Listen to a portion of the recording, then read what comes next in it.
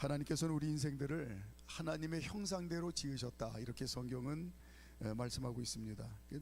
정확한 말씀인 게, 이 외모도 보면 다 어쩌면 그렇게 다르게 생겼는지 독특한 특성을 가지고 자기 모양대로 그렇게 생겼습니다. 근데 우리 인생이 어리석어서 하나님은 독특한 특성을 가지고 만드셨는데 우리는 잘났다 못났다 이렇게 엉터리 같은 소리를 하죠. 하나님이 참 답답하실 겁니다. 내면의 성격도 이 기질을 다 다르게 만드셨어요. 근데 이게 뭐 어떤 성격이 좋고 나쁜 게 없고 그냥 그게 기질이거든요. 하나님께서 그렇게 이제 또 성격도 다 다른 기질로 만들어 주셨습니다.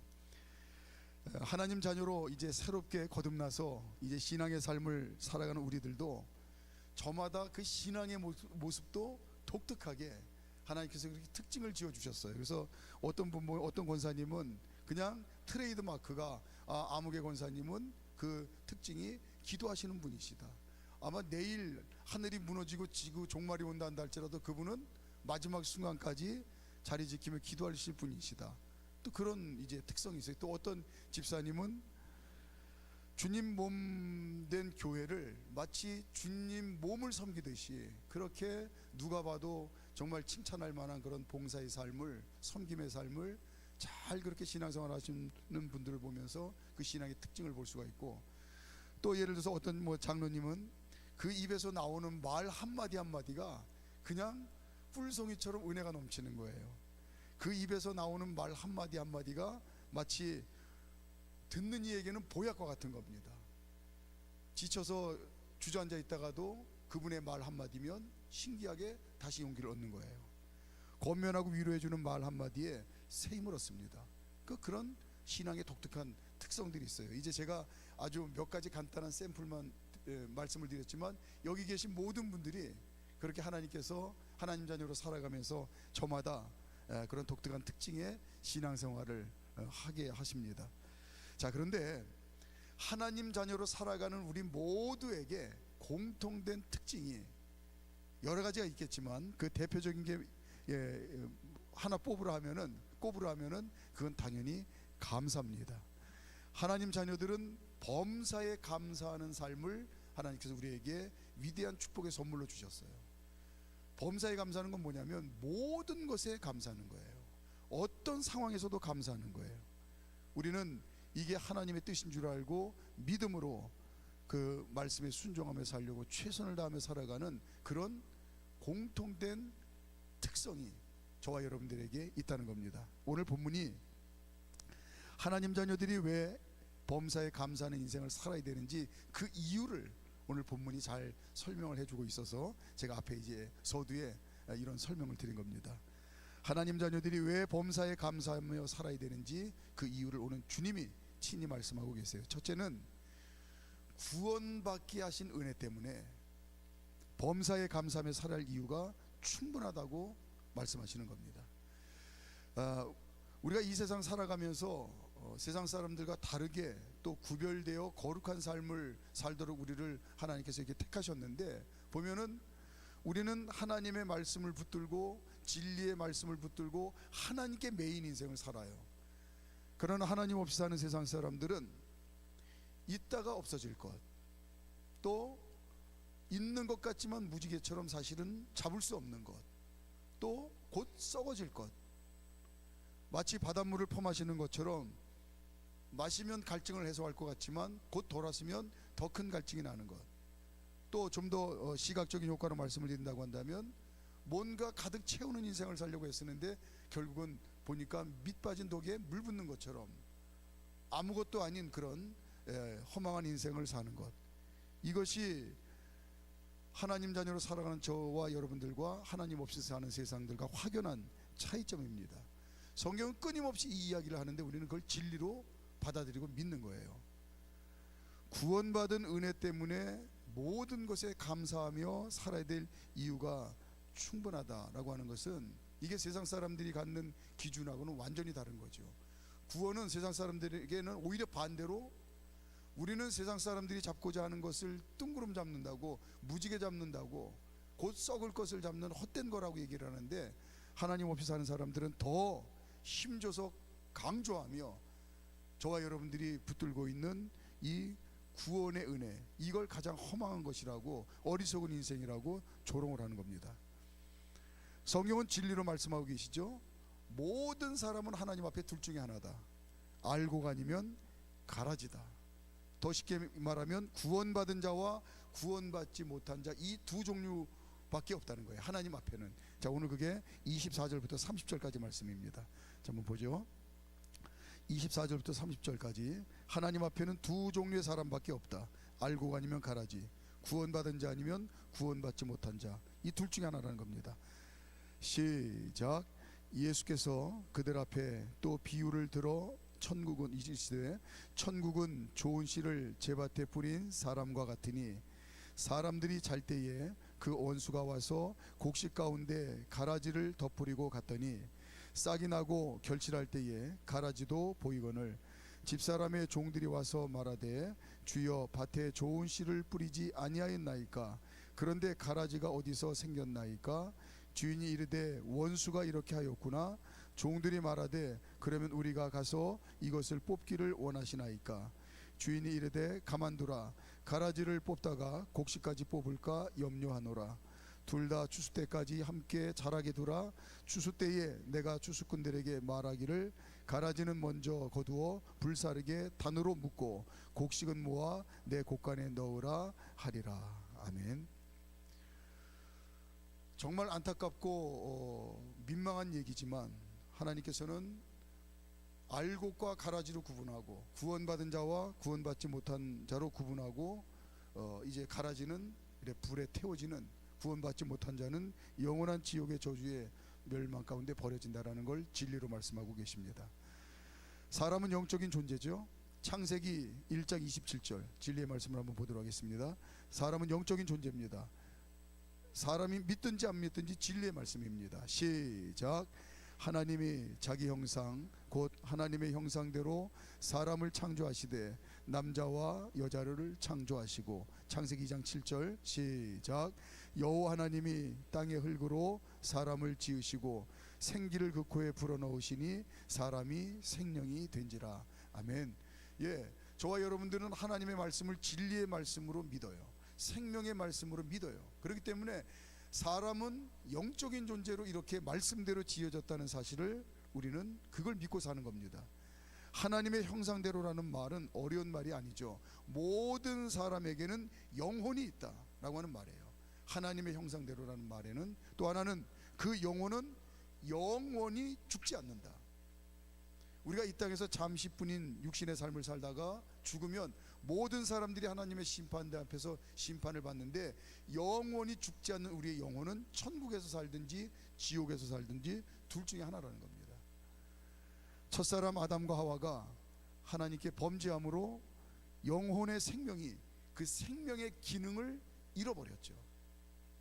그러니까 이걸 우리가 눈으로 볼 수 있는 비유로 가장 근접한 모습이 뭘까 고민을 해보니까 그거하고 좀 근접하지 않나 싶어요.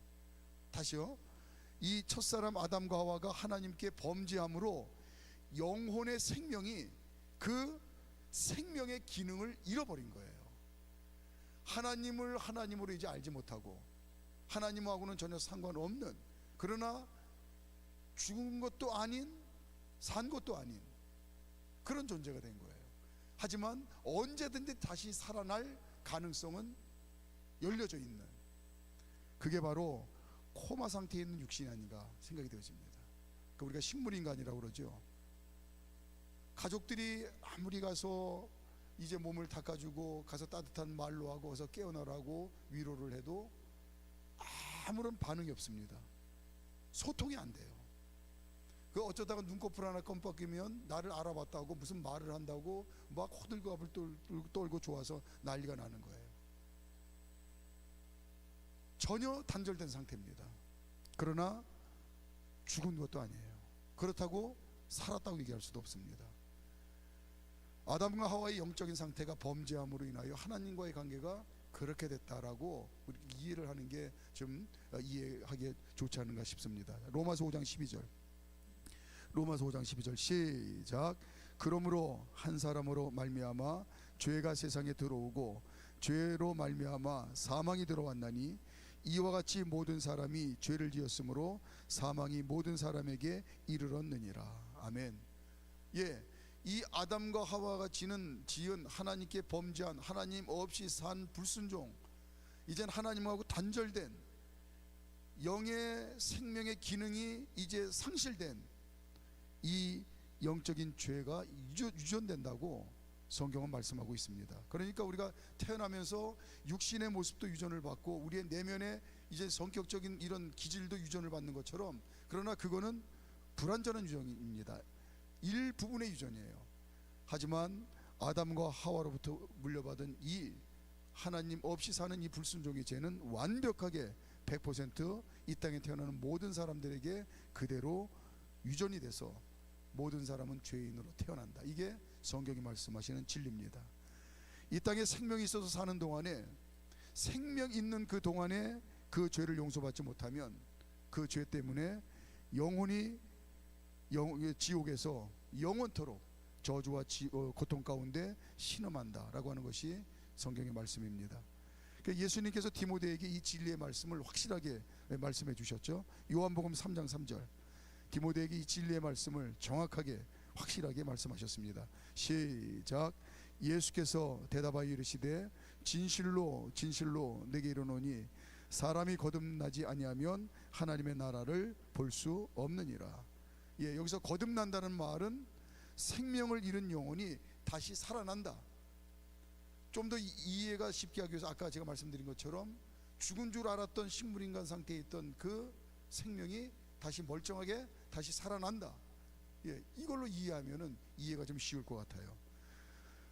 예수님께서 저와 여러분들의 죄를, 이 땅에 태어나는 모든 인생들의 영적인 유전으로 물려받은 이 죄를 예수님이 대신 갚아주셨어요. 자, 요한복음 3장 16절 시작. 하나님이 세상을 이처럼 사랑하사 독생자를 주셨으니 이는 그를 믿는 자마다 멸망하지 않고 영생을 얻게 하려 하심이라. 아멘. 예, 이 세상에 죄인으로 태어난 모든 인생들은 그 죄 때문에 지옥의 영원한 멸망 가운데 버려질 인생인데 예수님께서 대신 그 죄값을 치러주셨다, 이 말씀이죠. 예수님께서 내 죄값을 대신 치르셨는데 그 값이 뭐냐면 십자가에서 죽으신 거예요. 십자가에서 자기의 생명을 내어주신 겁니다. 제가 몇 번 말씀을 드렸지만 우리 인간이 이 땅에서 사는 동안에 우리의 육신으로 지은 죄는 아무리 극악무도한 죄를, 끔찍한 죄를 지었다는 할지라도 내 목숨 하나 값을 치르면 그 죄값을 다 치르는 거예요. 하지만 내 의지하고는 상관없이 태어나면서부터 영적으로 물려받은 이 불순종의 죄, 하나님 없이 사는 죄, 이 영적인 죄는 이걸 갚는 데는 예수님의 목숨값으로만 갚아진다고, 그걸 말씀하시는 겁니다. 그렇다고 한다면 우리가 정말 하나님을 믿고 이 땅에 사람으로 오신 예수님이 사람으로 오신 하나님이라는 사실을 진짜 믿는다고 한다면 예수님의 그 목숨값은 하나님의 목숨값이에요. 우리가 믿는 하나님, 전지전능하신 하나님, 창조주 하나님, 이 세상 우주 만물의 모든 것을 주관하시는 하나님, 그 하나님을 또 진짜 믿는다고 한다면 내 인생 목숨값 하나하고 하나님의 목숨값이 과연 비교가 되겠느냐? 우리 인생의 목숨값이 1000만 개, 억만 개가 있어도 이걸 다 죽여도 절대로 갚을 수 없는 죄, 그 죄의 크기를 예수님의 목숨이 설명을 한다는 겁니다. 이런 나의 죄를 대신 갚기 위해서 예수님께서 십자가에서 죽으셨다는 이 진리를 믿는 자만이 하나님 심판대 앞에서 알곡이 되고 또 그렇지 못하면 가라지다라고 하는 걸 오늘 냉정하게, 이게 예수님 믿지 않는 사람들 입장에서는 확률은 50대 50입니다. 정말 본인들이 안 믿는 것처럼 50% 확률로 거짓말이면 저와 여러분들은 다 가장 어리석고 미련한 자들이고 성경에 나와 있는 대로 가장 불쌍한 자들이죠. 그러나 반대로 진리의 말씀대로 예수님의 십자가에 죽으신 대속의 은혜를 믿는 믿음으로 구원받는다고 하는 것을 부정한 것이, 그것이 정말 가라지 인생이요 지옥에 버려질 인생이라고 하는 것이 사실이라고 한다면 가장 끔찍한 인생이 되는 거죠. 그러나 저와 여러분들이 이 진리의 말씀을 믿기 때문에 지옥 갈 인생을 구원해 주신 하나님의 은혜에 감사하고 살면, 이걸 진짜 믿으면 이 세상에서 그 은혜에 비하면 우리가 겪는 이 세상의 모든 일들은 정말 아무것도 아니라는 겁니다. 그 은혜에 감사하며 살면 모든 것에 감사하며 살 이유가 충분하다. 이걸 이제 예수님이 오늘 친히 말씀하시는데, 이게 저와 여러분들 살아가면서 큰 숙제죠. 현실의 두 발을 딛고 살다 보면 이 진리의 말씀보다는 당장 코앞에 있는 문제가 더 크게 와닿는 거예요. 이 싸움입니다. 대속의 은혜를, 그 은혜에 감사하는 믿음이 이 세상에서 내가 겪는, 심지어는 죽고 사는 문제까지도 다 충분히 덮고도 남는 큰 은혜라고. 그래서 우리 믿음의 선배님들이 순고하며 순교할 때에 감사하며 찬송하며 하나님 앞에 갈 수 있었던 것이 바로 이 대속의 은혜에 감사할 줄 아는 믿음 때문에 그런 건데, 저와 여러분들은 하루하루 현실의 삶을 살면서 범사에 감사해야 될 이유가 충분한데 이 싸움을 하는 겁니다. 오늘 예수님은 이 은혜의, 대속의 은혜에 감사하는 믿음이 분명한 모든 일에 감사할 이유가 충분하다, 이걸 설명하고 계세요. 두 번째는 구원하게 하신 은혜 때문에 범사에 감사하며 살아야 될 이유가 또 충분하다고 말씀합니다.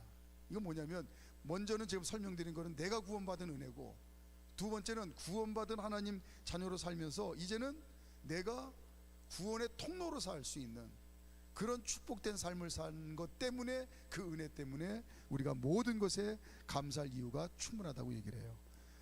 오늘 31절부터 35절에 보면 하나님 자녀의 삶은 겨자씨와 누룩 같다고 말씀하십니다. 뭐 누룩은 우리가 너무나 잘 알죠. 이제 이스트인데 이제 반죽을 크게 부풀리는 겁니다. 겨자씨는 저는 이제 직접 겨자씨를 봤는데 납작하고 아주 작은 씨앗이에요. 아주 납작하게 생긴. 자, 31절부터 35절까지 시작. 또 비유를 들어 이르시되 천국은 마치 사람이 자기 밭에 갖다 심은 겨자씨 한 알 같으니 이는 모든 씨보다 작은 것이로되 자란 후에는 풀보다 커서 나무가 되매 공중의 새들이 와서 그 가지에 깃들 있느니라. 또 비유로 말씀하시되 천국은 마치 여자가 가루 서말 속에 갖다 넣어 전부 부풀게 한 누룩과 같으니라. 예수께서 이 모든 것을 무리에게 비유로 말씀하시고 비유가 아니면 아무것도 말씀하지 아니하셨으니 이는 선지자를 통하여 말씀하신 바 내가 입을 열어 비유로 말하고 창세부터 감추인 것들을 드러내리라 함을 이루려 하심이라. 아멘. 예. 근데 이 작은 겨자씨 하나가 심겨져서 많은 새들이 깃드는 나무로 자라더라, 이 얘기입니다. 또 작은 밀가루 반죽이 이스트, 또 이 누룩이 들어감으로 인해서 큰 부드러운 이제 덩어리로 커지더라. 하나님 자녀는, 저와 여러분들은 천국에 가면 한 사람도 예외 없이 천국에서 가장 존귀하고 그리고 소중한 존재로 복된 인생을 산다고 말씀하고 계세요. 자, 마태복음 11장 11절. 우리 모두는 천국에 가면 한 사람도 예외 없이 하나님의 가장 존귀한 자녀답게, 또 복된 자녀답게, 우리는 그래서 그걸 영생 복락이라고 하는 건데, 이게 동화책의 이야기가 아니고 우리는 이 땅에서 사는 육신의 현실보다도 더 변치 않는 정확한 사실이라는 사실을 믿어요. 자, 마태복음 11장 11절 시작. 내가 진실로 너에게 말하노니 여자가 낳은 자 중에 세례 요한보다 큰 이가 일어남이 없도다. 그러나 천국에서는 극히 작은 자라도 그보다 크니라. 아멘. 예, 예수님께서 육신을 입은 인생 중에 세례 요한이 가장 크다. 그렇죠. 이 땅에 오신 하나님을 미리 영접하고 또 예수님을 또 예수님께 물 세례를 주신 사람이니까 그렇게 뭐 극찬을 할 만하죠. 그런데 천국에서는 가장 작은 자라도 세례 요한보다 크다 이야기는, 천국에서는 우리 모두가 가장 존귀한 자로 그렇게 산다는 겁니다. 자, 그런데 천국에서는, 그런데 이 땅에서 사는 동안 구원받은 하나님 자녀로 살아가는 저와 여러분들이 언제 가장 귀하고 복된 인생을 또한 이 땅에서 사는가, 그걸 말씀하고 계시는 거예요. 겨자씨가 심겨져 잘 자라서 많은 새들이 깃드는 나무가 된 것처럼 우리 자신이 복음을 전하는 도구로 귀하게 쓰임받을 때에 우리의 인생이 이 땅에서부터 존귀한 삶을 산다라고 말씀합니다. 자, 로마서 10장 14절부터 15절까지. 그래서 주님께서 구원의 역사를 이루시고 이 땅을 떠나고 승천하실 때에도 이 복음의 증인의 삶을 살아라라고 그거 한마디 유언하고 가셨어요. 그게 하나님 자녀들이 이 땅에서부터 가장 존귀하고 복된 인생 삶을 사는 비결이기 때문에 그렇게 말씀하셨죠. 자, 로마서 10장 14절 15절 시작. 그런즉 그들이 믿지 않은 일을 어찌 부르리요, 듣지도 못한 일을 어찌 믿으리요, 전파하는 자가 없이 어찌 들으리요, 보내심을 받지 아니하였으면 어찌 전파하리요. 기록된 바 아름답도다. 좋은 소식을 전하는 자들의 발이함과 같도다. 예, 좋은 소식을 전하는 그 발, 또 하나님 대신 예수님이 하셨던 일을, 복음을 전하는 일을, 생명을 구하는 일을, 또 연약한 인생에 불과하지만 나로 인해서 영원한 생명을 얻는 생명의 열매가 맺혀지는 이 일을 하는 삶이 가장 존귀하고 복된 삶이다라고 이야기하고 계십니다. 그래서 저와 여러분들은 예수님 손에 들린 낚시와 그물 같은 그런 삶을 사는 거죠. 저와 여러분들은 영혼을 구원하는 예수님 손에 잡힌 낚시와 그물이에요. 하나님께서는 하나님 자녀인 저와 여러분들을 통해서 이 땅에서 영혼을 구원하는 일에 귀하게 사용하십니다. 우리의 모든 믿음의 행위들, 지금 우리 사랑하는 성도님들이 주님 몸된 교회 지체로 살면서 믿음을 고백하고 살아가는 모든 믿음의 행위들, 그리고 주를 위해서 헌신하고 희생하고 헌신하는 모든 그런 애씀이, 피와 땀과 눈물을 흘리는 그 숭고한 희생이 영원히 구원받는 통로로 하나님께 귀하게 쓰임받는다는 사실이에요. 하나님께서 천하보다도 귀하게 여기시는 영혼 구원을 위해서 귀하게 쓰임받는 인생을 살게 하신 그 은혜를 생각할 때에 저와 여러분들이 범사에 감사할 수 있다라고 말씀하고 계십니다. 자, 마지막으로 세 번째, 값지게 살게 하시는 그 은혜 때문에 범사에 감사하며 살아야 될 이유가 충분하다라고 하는 겁니다. 44절에 보니까 이제 밭에 감춘 보화라고 얘기를 했죠. 45절에 보니까 좋은 진주라고 그랬어요. 또 47절에 보니까 유용한 그물로 이렇게 설명하고 있는데, 이 하나같이 공통된 게 뭐냐면 값지고 소중한 것을 의미합니다. 저와 여러분들이 하나님 자녀로 살면서 하나님 앞에 올 한 해도 신령과 진정으로 예배드리는 신앙의 삶을 살았어요.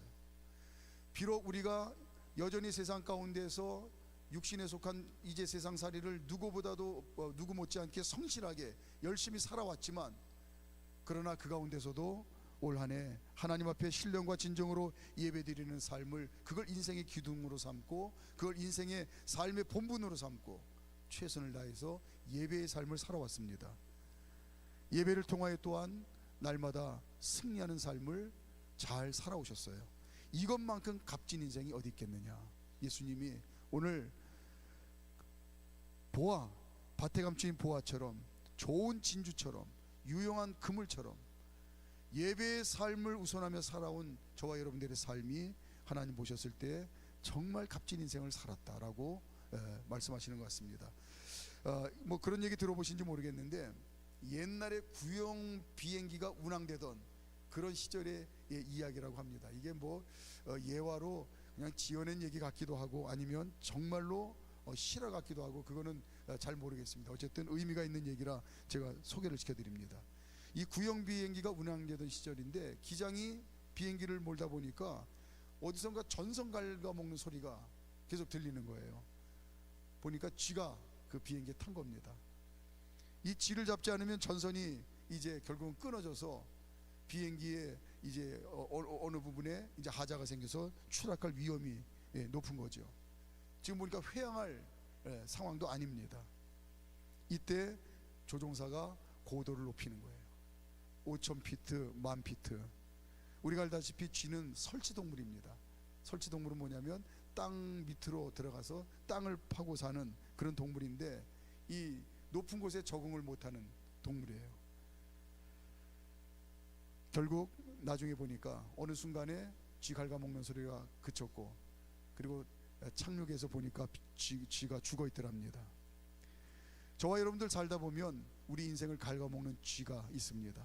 두려움, 불안, 염려, 근심, 원망, 불평, 낙심, 좌절, 미움, 다툼 등 저와 여러분들이 하나님 자녀답게 살아가는 이 복된 삶을 갉아먹는 쥐와 같은 그런 많은 일들이 있는데, 올 한 해 살면서 내 힘으로 이 기장이 운행하다 말고 저 쥐를 잡아야 된다고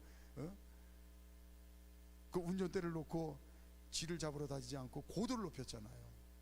그것처럼 올 한 해 살면서 저와 여러분들이 내 힘으로 이 쥐를 잡으려고 내 안에 있는 이런 여러 가지 불필요한 요소들을 내가 잡으려고 애썼다고 한다면 너무너무 힘들었을 겁니다. 그러나 우리는 예배의 삶을 살았기 때문에 그렇지 않았어요. 무슨 얘기입니까?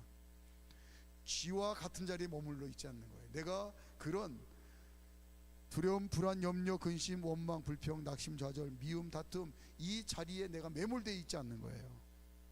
더 높은 곳으로 우리는 올라갔습니다. 주님과 동행하려고 했고 예배의 자리에 우리는 머물렀습니다. 높은 곳으로 우리는 올라갔어요. 그래서 예배를 통하여 승리하며 값지게 산 것이, 그것이 하나님의 은혜인 줄 알고 우리는 감사하며 살 수 있는 겁니다. 또 하나는 올 한 해 주님의 몸이신 교회를 위해서 아낌없이 희생하고 헌신하는 귀한 봉사의 삶을 잘 살았습니다. 하나님 자녀들이 주님 몸된 교회에서 봉사의 삶을 사는 것은, 이건 영적인 등대지기의 삶을 사는 겁니다. 외롭고 힘든 일이죠. 등대지기의 삶은 외롭고 힘든 일입니다. 하나님 거룩한 자녀들이 주님 몸된 교회에서 주님을 위해서 희생하고 헌신하는 봉사의 삶은 쉽지 않은 일입니다. 어려운 일입니다. 그러나 등대지기의 삶이 외롭고 힘든 일이지만 어두운 바다를 항해하는 배를 지키는 일이기에 값진 일입니다. 올 한 해 동안 주님 몸된 교회 지체로서 몸을 드리고 마음을 드리고 시간을 드리고 물질을 드리며 희생하고 헌신하는 봉사의 삶을 살았기에 교회가, 주님 몸된 교회가 365일 쉼없이 진리의 빛, 생명의 빛을 세상에 밝히는 귀한 이제 사명을 잘 감당했습니다. 이렇게 귀한 봉사를 통해서 주님 기뻐하시는 복된 삶을 값지게 산 것이 하나님의 은혜인 줄 알기에 감사할 수 있는 겁니다. 보화, 좋은 진주, 유용한 그물이 값지고 소중한 것처럼 신령과 진정으로 예배하며 또 봉사의 삶을 통해서 값지게 살게 하신 하나님의 은혜 때문에 올 한 해 정말 값진 인생 살았습니다. 그 은혜를 은혜인 줄 알기 때문에 범사에 감사할 수 있는 겁니다. 자, 이제 말씀 정리합니다. 찬양단 준비해 주시고요. 예수님께서 하나님 자녀들이 범사에 감사하며 살아야 될 이유를 오늘 본문 말씀을 통해서 설명해 주십니다. 첫째는 구원받은 은혜 하나만으로도 모든 것에 감사하며 살 수가 있다, 충분하다. 두 번째는 남을 구원하는 귀한 도구로 쓰임받는 그런 복된 인생 산 은혜를 생각하면 모든 것에 감사할 수 있다.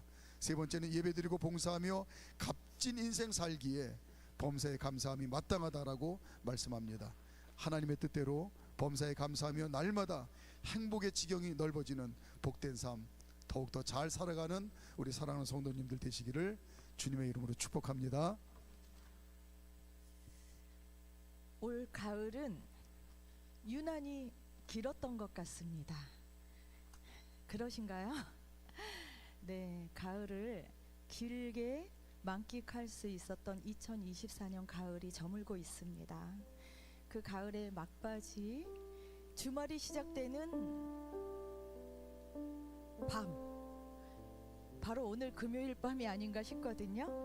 그런데 여러분은 어디에 계십니까? 성전에 계세요. 금요 별밤지기 여러분을 사랑하며 축복합니다. 왜 우리가 여기 앉아 있어요? 이 시간에 오라는 데도 많고 갈 곳도 많은데 하나님의 은혜에 대한 감사 때문에 화면을 통해서도 또 주의 성전에 나와서 또 하나님과 더 친밀해지기 위해서 나오신 줄 믿습니다. 이 밤에 주님께서 주신 말씀 붙들고 또 한번 높이 비상하는 거예요. 그래서 우리 알잖아요. 감사의 반대말이 뭐라고요? 불평? 원망? 두려움? 짜증? 그보다 대왕쥐. 당연하게 여기는 것. 당연하게 여기는 게 감사의 반대래요. 우리가 너무나 당연하게 여겼던 것들, 우선은 내 가족 가깝게, 또 우리 믿음의 공동체 멤버들, 내 옆에 사람, 내 앞에 사람, 내 뒤에 사람, 여러분 다 감사 조건입니다. 당연하게 여겼던 것들에 대한 무감각했던 그 감사, 바로 은혜 아니면 깨달을 수 없는데 우리를 구원하신 그 예수 그리스도의 구원의 은혜 때문에 우리는 더욱 감사로 나아갈 수 있는 줄 믿습니다. 우리 이 시간 찬양하고, 하나님 오늘은 그렇게 기도했으면 좋겠습니다. 내게 주신 가까운 가족들을 주셔서 감사합니다. 부모님, 자녀, 또 믿음의 형제자매, 그리고 내가 너무 당연히 여겼던 문제들을 내어놓고 다 은혜였습니다 라고 고백해보는 밤이 되기를 축복합니다. 우리 은혜 찬양합니다.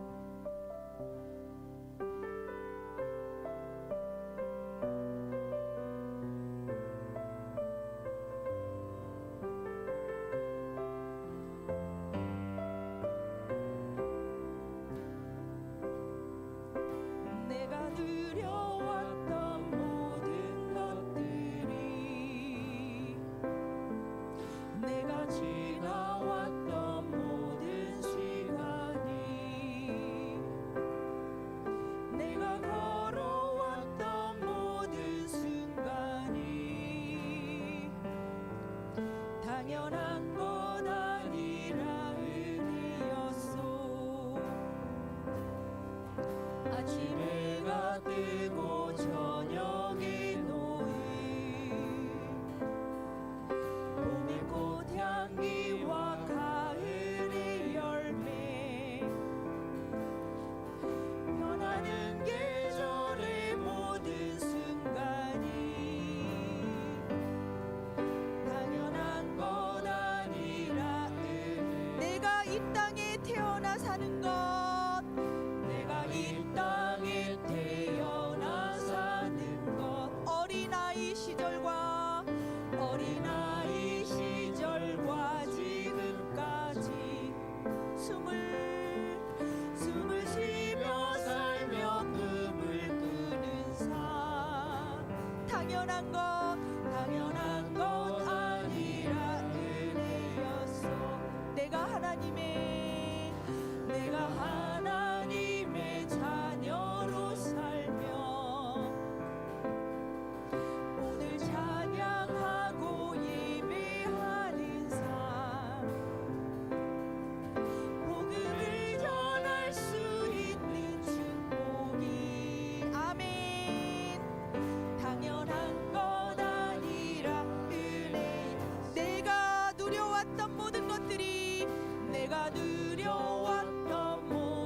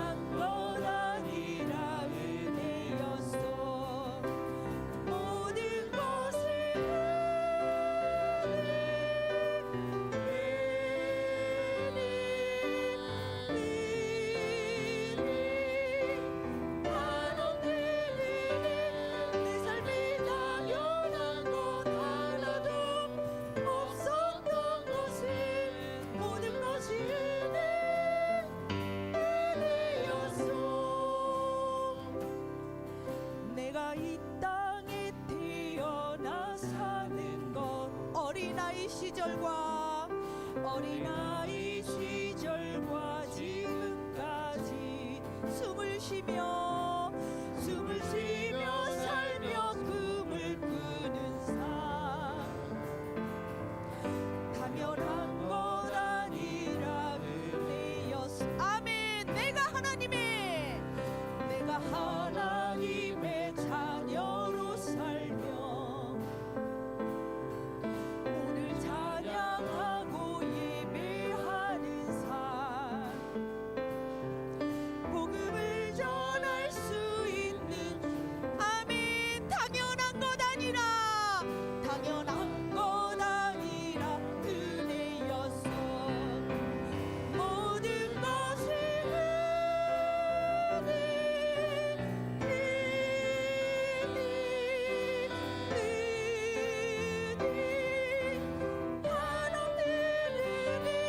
내 삶이 당연한 것 하나도 없었던 것이 모든 것이 눈을 감고 찬양합니다. 내가 누려왔던 내가 지나왔던 모든 시간이 내가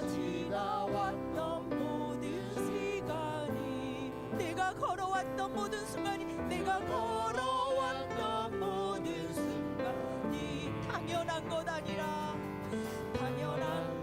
아니라 은혜였어 아침에가 뜨고 저녁에 봄의 꽃향기와 가을의 열매 변하는 계절에